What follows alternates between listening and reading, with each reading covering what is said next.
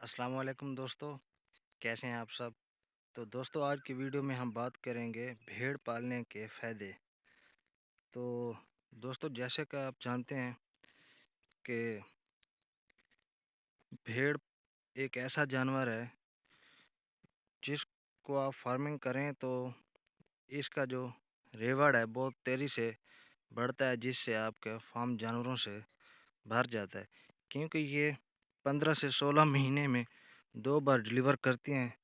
مطلب کہ 2 بار بچے دیتی ہیں۔ تو اس سے جو فارم کے جانور ہیں وہ تیزی سے ان کی تعداد بڑھتی ہے۔ تو دوسرا فائدہ یہ ہے کہ اگر آپ اپنی بھیڑوں کی میل فیمیل کی اچھی دیکھ بھال کریں تو عید الاضحیٰ پر جو صحت مند اور فربا جانور ہوتا ہے اس کی آپ کو کافی اچھی پرافٹ مل سکتی ہے۔ عید الاضحیٰ کے علاوہ عید الفطر پر بھی آپ اچھا جانور سیل کر کے اچھا پروفٹ کما سکتے ہیں۔ اور اس کا ایک فائدہ یہ بھی ہے کہ اس سے ہم گوشت حاصل کرتے ہیں۔ تو گوشت ایک ایسی چیز ہے ایسا کہ آپ کو پتہ ہے کہ اس کی جو ڈیمانڈ ہے یہ کبھی بھی پوری نہیں ہوتی، کیونکہ یہ ایک ایسی چیز ہے کہ جوں جوں وقت گزرتا جا رہا ہے تو اس کی ڈیمانڈ میں بھی اضافہ ہوتا جا رہا ہے۔ تو مٹن کے آپ کو خود پتہ ہے کہ اس کی کتنی ڈیمانڈ ہے۔ تو عید الفطر پر بھی آپ اس کو سیل کر کے اچھا پروفٹ حاصل کر سکتے ہیں، اور سردیوں میں بھی مٹن کی کافی ڈیمانڈ ہوتی ہے۔ تو جو بھائی ہمارے زمیندار ہیں اور جن کے پاس اپنی زمینیں ہیں ان کو پتہ ہے کہ ہمارے پاکستان کی زمینوں میں جو پی ایچ ہے وہ ہائی ہے اور آرگینک میٹر بالکل بھی لو ہے۔ تو ان کا جو بھیڑوں کا گوبر ہوتا ہے وہ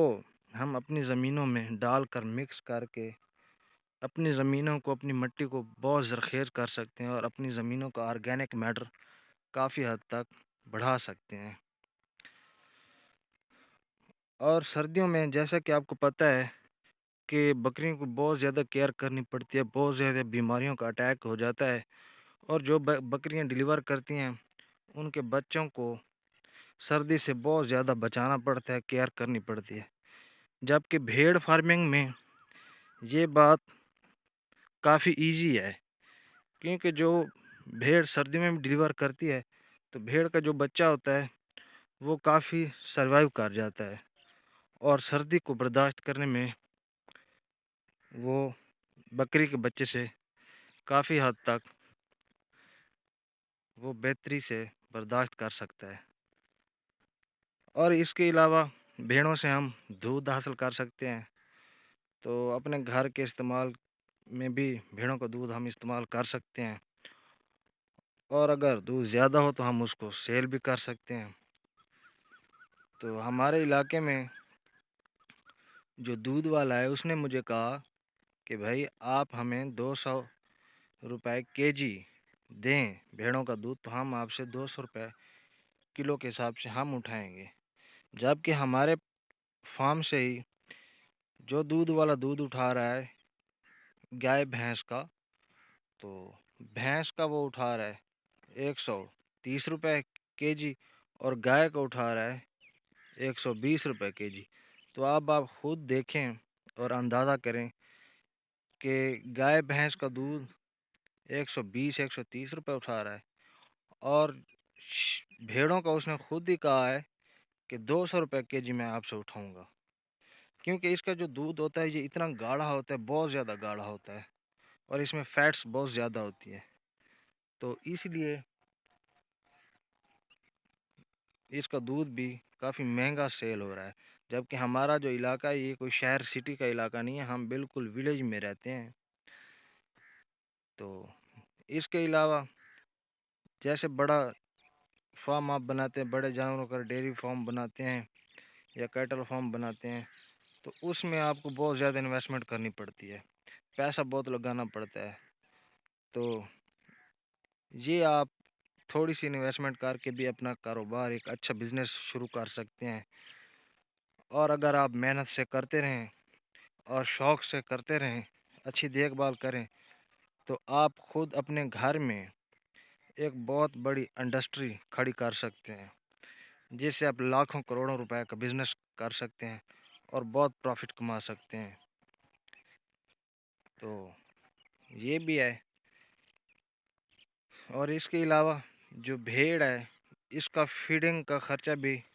آپ کم کروا سکتے ہیں، جیسے گریزنگ کروا کر، چرائی کروا کر ہم صبح شام 2 ٹائم ان کی گریزنگ کرواتے ہیں، تو چرائی کروا کے بھی ہم ان کا خرچہ کافی کم کروا لیتے ہیں۔ تو آپ بھی ان کا فیڈنگ کا خرچہ جو ہے، خوراک کا خرچہ کیونکہ سب سے زیادہ ہوتا ہے فارمنگ میں، تو فارمنگ میں آپ ان کو گریزنگ کروا کے ان کا جو خوراک کا خرچہ وہ بھی آپ کام کر سکتے ہیں۔ تو یہ دیکھیں ماشاءاللہ یہ ہماری دامانی شیپ ہے، تو ہم نے ہر نسل کے ہر بریڈ کی شیپس رکھی ہوئی ہیں ماشاءاللہ۔ تو یہ بھی آپ دیکھیں بالکل ہی سوکھی ٹہنی ہے اور اس کو بھی یہ کھا رہی ہے۔ ابھی آپ کو ویڈیو میں نظر آ رہا ہوگا کہ آپ سوچیں گے کہ یار اس زمین میں تو کچھ بھی نہیں پڑا اور یہ کیا کھا رہی ہیں، لیکن آپ خود دیکھیں یہ صبح صبح کا ٹائم ہے، حالانکہ صبح کے ٹائم بھیڑیں، بکریاں، گائے، بھینس اتنی زیادہ چرائی پسند نہیں کرتی کیونکہ شبنم ہوتی ہے، اور جو گھاس جو کچھ بھی چرائی کے لیے ہوتا ہے وہ گیلا ہوا پڑا ہوتا ہے۔ تو لیکن پھر بھی یہ صبح صبح آپ خود چیک کریں، بالکل ہی زمین کے اندر سے ایسے لگتے جیسے اکھاڑ کر کھا رہی ہیں، اور کتنے سکون سے اور مزے سے یہ خوش ہو کر چرائی کر رہی ہیں۔ اب یہ جڑی بوٹی چیک کریں، اس کو کوئی جانور بھی نہیں کھاتا، یہ بہت کڑوی ہوتی ہے، کوئی جانور بھی نہیں کھاتا، لیکن یہ دیکھیں یہ اس کو پھر بھی کھا رہی ہیں۔ تو جو میرے بھائی یہ شیپ فارم کا کام کرنا چاہتے ہیں، شیپ فارمنگ کرنا چاہتے ہیں، تو بسم اللہ بھائی آپ دیر نہ کریں اور آپ ابھی سے یہ کام شروع کریں، کیونکہ جتنی جلدی آپ اس بزنس میں آ جائیں گے اتنا جلدی یہ آپ کا بزنس گرو کر جائے گا۔ تو اگر آپ کا کوئی بھی سوال ہو